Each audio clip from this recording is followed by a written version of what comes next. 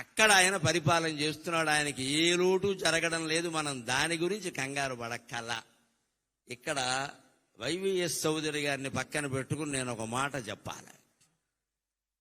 ఈయన ప్రతి సంవత్సరం మే 28వ తేదీని ప్రముఖ పత్రికలు అన్నట్లు ఫుల్ పేజీ ప్రకటన ఇస్తాడు పూర్తిగా. ఇప్పుడు కాదు, ఒక 30 ఏళ్ళు 40 ఏళ్ళు చాలా ఏళ్లుగా జరుగుతోంది, చూస్తున్నాను. ఆ రోజు నేను మే 27 రాత్రి నిద్రపోతూ తెల్లారితే చౌదరి గారు ప్రకటించిన ఫోటో ఎప్పుడు వస్తుందా అని చూస్తాను. NT Ramarao photo.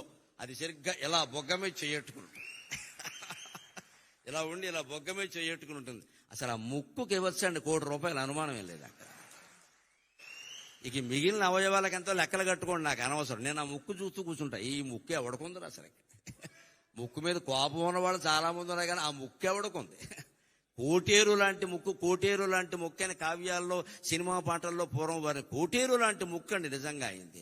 ఆ ముక్కు చూసి ఈ ఫోటో ఈయన ఎక్కడ పట్టుకున్నాడని నేను అడిగాను ఒకసారి. నేను ఇప్పుడు రక్త సంబంధం సినిమాలో సావిత్రి చంద్రుని మించు అందములిగించు అంటే ఆ ఫోటో గోడకు తగిలించి ఒక 4 సార్లు చూపించారట. మళ్ళీ ఏ సినిమాలోనూ లేదు, ఎప్పుడూ లేదు. దాన్ని పట్టుకుని ఆయన పరిపూర్ణమైన సంతృప్త హృదయంతో ఎప్పుడు నీ సేవలో ప్రభువుని ఒకే రకమైన మాట రాసి ప్రతి సంవత్సరం వేస్తారండి. మా ఇద్దరి మధ్య బంధుత్వం అదే ప్రధానంగా, ఆ ఒక్క ఫోటో. ఈ ఫోటో ఎక్కడ దొరికిందండి బాబు? ఇది రాముడి కంటే కృష్ణుడి కంటే అందంగా ఉందన్నాను నేను. ఇలా బొగ్గ మీద చేయి పెట్టుకుని ఉంటే అస్సలు అది కాదండి. ఆయన చూసిన వాళ్ళు 16 ఏళ్ల అమ్మాయిలు కూడా ఎన్టీఆర్ వెనకాల పడాల్సిందే. ఆ ముక్కు అంటే అంతే, ఇంకా కోటేరు లాంటి ముక్కు అంటే అంతే. అటువంటి ముక్కున్న మొగుడు దొరికితే ముక్కోడు దేవతలకు మొక్కుకున్నట్టు లెక్క. బండ మొక్కులు బొర్ర మొక్కులు కాదు ఎంతసేపు. ముక్కు అంటే ఎన్టీ రామారావు ముక్కులో ఉండాలి. ఆ ముక్కుకు జాలి ఇంకేం అక్కల. ఆయన నటన నుంచి కదా, ఆయన జీవితం నుంచి కూడా మనం నేర్చుకోవలసింది క్రమశిక్షణ. 3:30 అంటే 3:30. ముఖ్యమంత్రిగా ఉన్నా 3:30, నటుడుగా ఉన్నా 3:30, వాళ్ళ నాన్నగారి దగ్గర వ్యవసాయం చేసినా 3:30, ఎప్పుడైనా 3:30. తండ్రి నుంచి నేర్చుకున్నది.